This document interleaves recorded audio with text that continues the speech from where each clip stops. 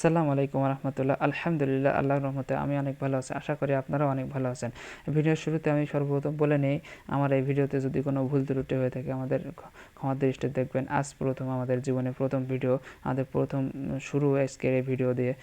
আজকে আমরা এই প্রথম ভিডিও করছি, যেন আমাদের ভিডিও যদি কোনো ভুল ত্রুটি হয়ে থাকে আমাদের ক্ষমার দৃষ্টিতে দেখবেন। আলহামদুলিল্লাহ, আজকে আমাদের জমিতে ব্যাপক মাজরা পোকা লাগার কারণে আমরা এই জমিতে মাজরা পোকা ওষুধ দিতে আসছিলাম।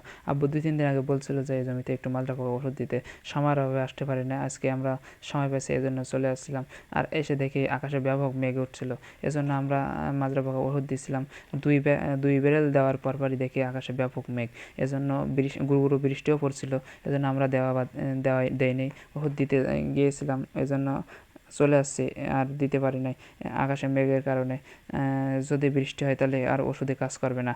আর বাড়ি এসে আমাদের কিছু কাজ থাকে, একজন খামারে কী পরিমাণ কাজ থাকে আপনারাও জানেন।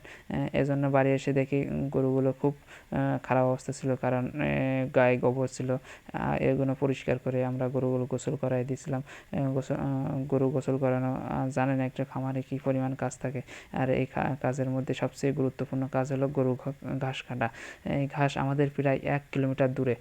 এই ঘাস কাটতে গেলে আমাদের প্রায় অনেক সময়ের অবস্থা হয়।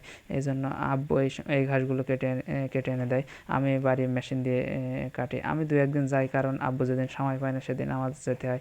অনেক পরিশ্রম হয়, সেদিন আমাদের অনেক কষ্ট হয়, আমি জানি, কারণ ঘাস অনেক ওজন হয়। আর যারা এই ঘাসের চাষ করেন তারা জানেন শুধু কী পরিমাণ এই ঘাস ওজন হয়।